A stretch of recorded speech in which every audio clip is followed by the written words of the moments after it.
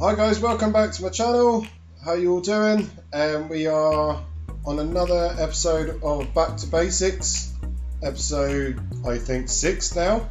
We're getting so many I'm almost forgetting which one we're on. So today I thought I will do a quick rollout on quite a few different commands. So these are just little ones that just take 2 seconds to explain.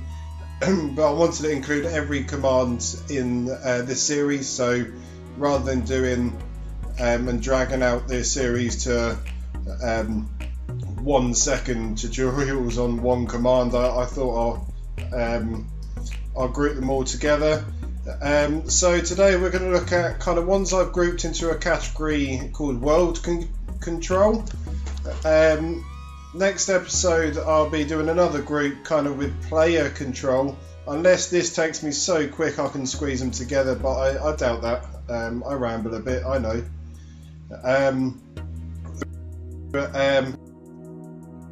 Get through these all and kind of explain what they do. So first I'm going to kind of introduce gamerule. Now this is a command that does a load of different things. So you can see when you start typing /gamerule, it comes up with a huge list of different things. If you go onto the wiki and click gamerule, it does give you a full list. You can filter by Bedrock. So if we filter by Bedrock there, you can see it's a full list and what it does.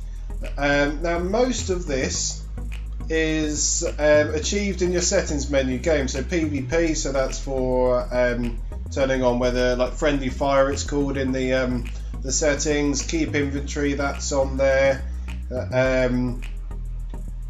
some of them like entity drops, that's on there. The most common one that everyone uses is command block output, and they would set it to false. So that means when a command block runs, it doesn't spam your screen with a message saying it's filled this or it's done this, it's done that. Another one very similar to that is send command feedback and setting that to false.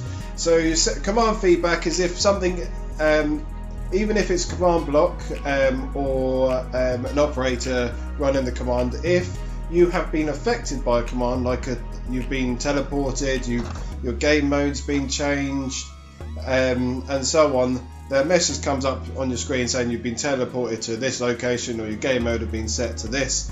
So this turns that off. So if you have a world where you get teleported when something happens, I'll go back to my RPG example where I've got buses, where if you get on the bus and you've got a bus ticket, it teleports you to the bus, the next bus where you want to go. So rather than being spammed with messages, you can turn that off.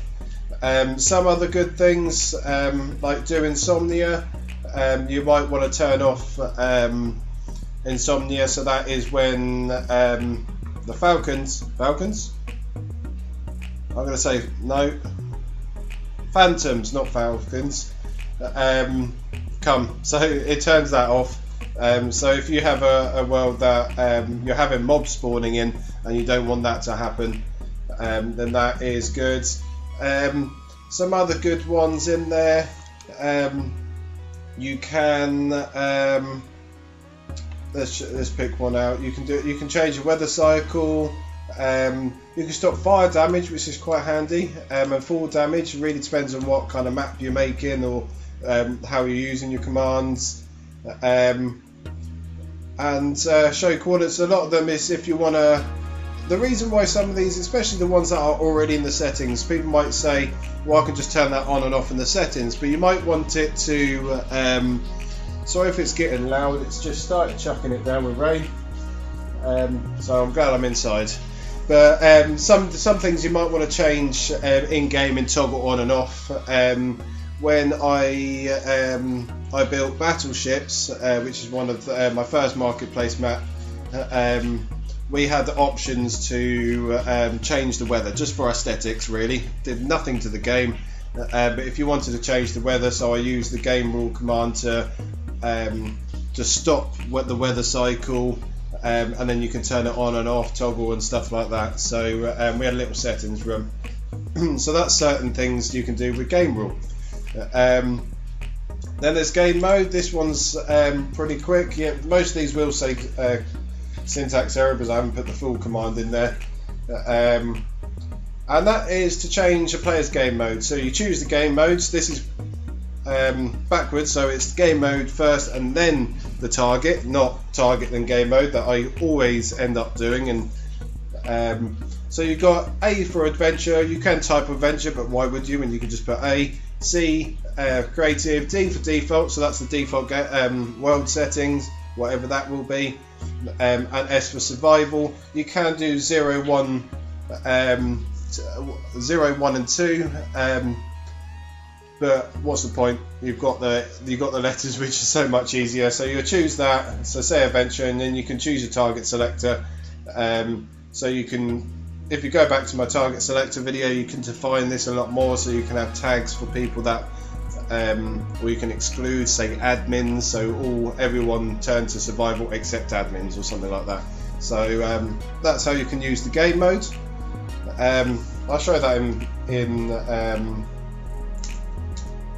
use if you want. So game mode adventure. If you don't specify the target, it would just be for yourself, so you can switch between. You see on the top left it says your game mode has been updated to creative, so that is the send command feedback. Personally, when I'm building a world, when I'm developing, I have command block output to false, because I don't want to be spammed with all the commands, but I'll leave that one there just so I can see stuff, and then turn it off at the very end. Locate. So locate is to locate specific structures. Now I'm in a flat world, so it's not going to find anything, but say if you want to locate, sorry, I think I need to change the batteries in my keyboard because it's decided to not respond. There you go, it suddenly went. Say if you want to locate mansion, then you would type that, and there's no valid structure found in this dimension, but because I'm in a flat world, but that would tell you the coordinates of the nearest structure. Mob event, so this is for turning certain mob events on or off.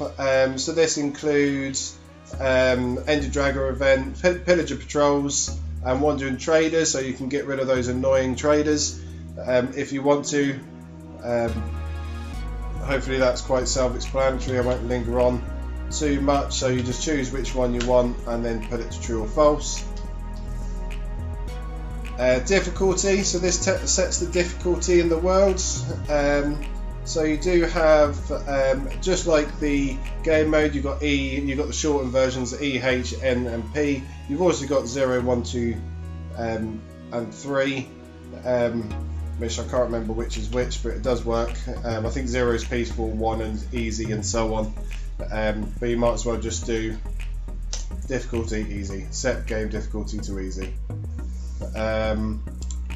That's pretty much that one. Set world spawn, this one and a few of the other ones can actually be done in when you press enter or press whatever brings up your chat and you've got this little slash here, so you can set world spawn here. If you just run it yourself, it will set world spawn exactly where you're standing, or you can specify the X, Y and Z, or chuck it. There was no point chucking the relative squiggles in because that does it without it anyway. So that just sets your world spawn. So if you're creating a map or a game or something and you want them to spawn at a certain location, you'll use that command to set it.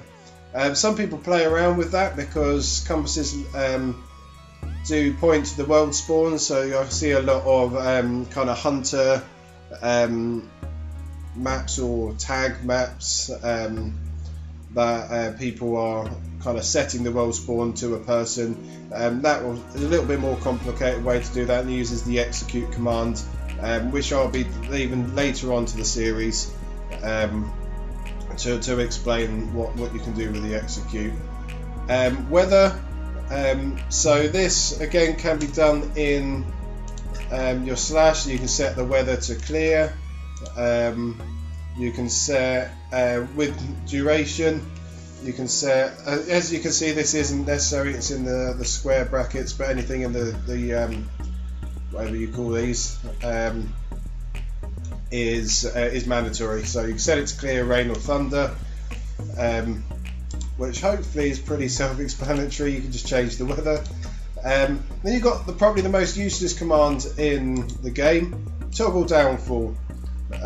So this pretty much makes it's one command. There's no syntax really. Just turns downfall on. Do it again. Turns it off. Why need it when you've got the weather command? I don't know. I haven't looked that far into the history of that command, if it was released before this one or not. Then you got max players. So set max players. This is to set how many players you want in the world. So it depends on what. I think it defaults to 5 now since the update. It used to be 8.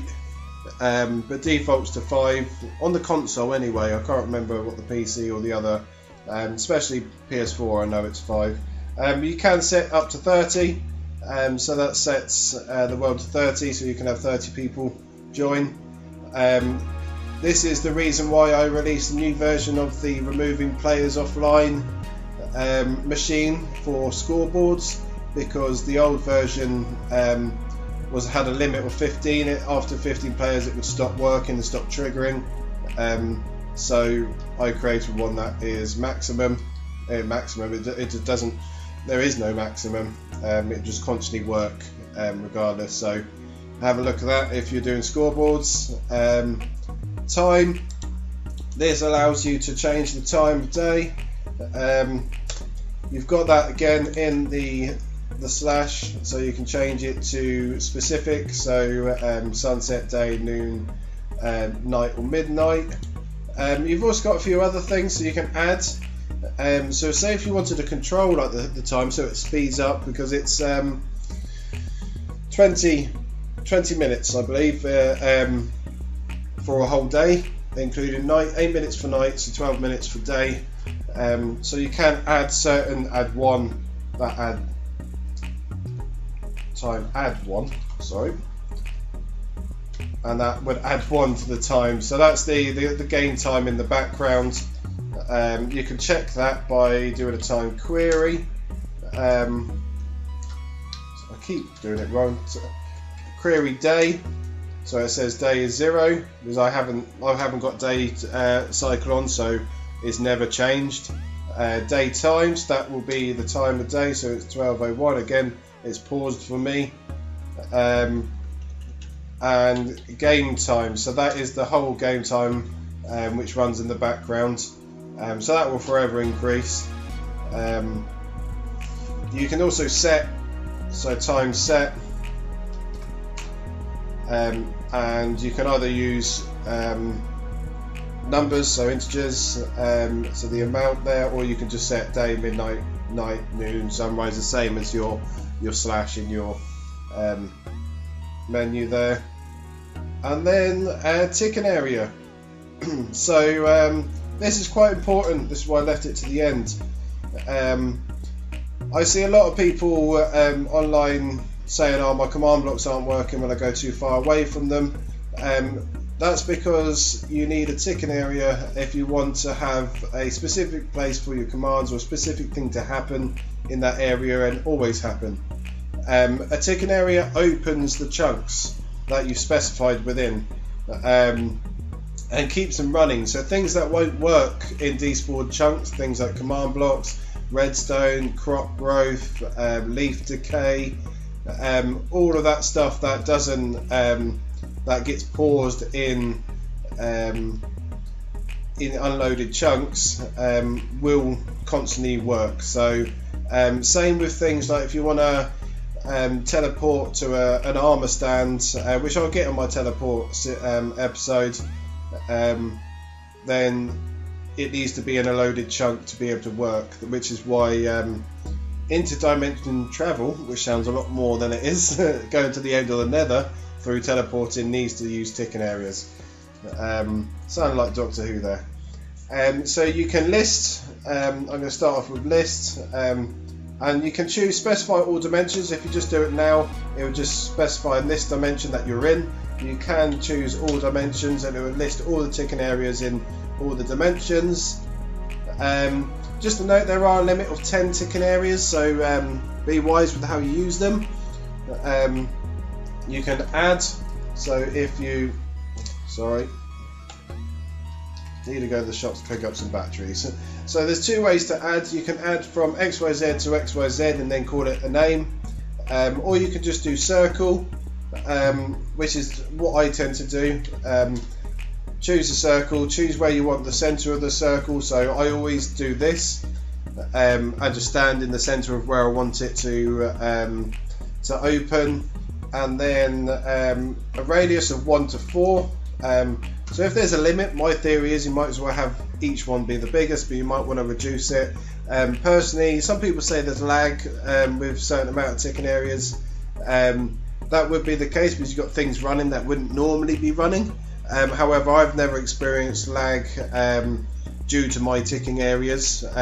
Experienced lag for other reasons, especially when I used to build my RPG was built on the PS4, so I experience, of course, it's not just because I've got PC now that I don't experience lag, but it really depends on what you're doing and what's going on in the ticking area. It may not be the ticking area itself, it might be what you're doing in there. So if you've got loads of repeating command blocks, then you don't want too many. My rule of thumb is if it doesn't need to be active, then don't have it active. Have it activate by another way. So just keep that in mind. Then you'll call it something. So call it test. So now I've added a ticking area centered to 72, 0, minus 24 with a radius of 4 chunks, and that's 1 out of 10 of my ticking areas used. So if I did the ticking areas list, it would then now say in the overworld test, which is a circle ticking area with a radius of 4 chunks. So other quick things you can do, you can obviously remove them, and there is a removal which is handy. When I build my maps, sometimes I'm doing a lot of different kind of world edit stuff where I need command blocks, and sometimes I can't be bothered to keep traveling back and forward to my command center, so I just set up a ticking area in the area I need to build in, do what I need to do, and at the end of it I'll just do a removal and then create my fresh one for my command area for my certain areas. So that's something I might do, but you can choose remove.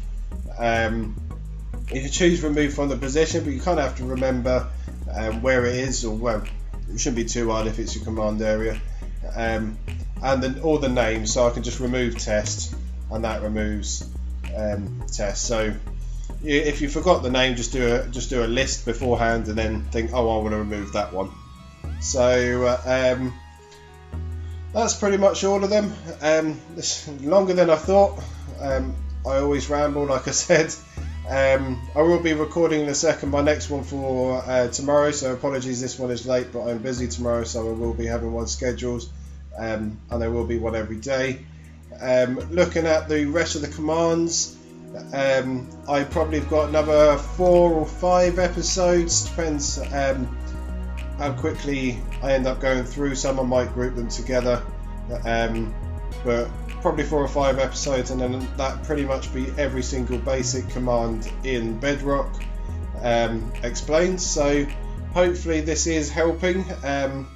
This is any advanced people watching these. This is designed for beginners, but obviously there are things that you don't realise, and there are some people that are still gaining from this, even though they have been doing commands for a while.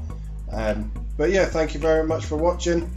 Like and subscribe, and I shall see you tomorrow.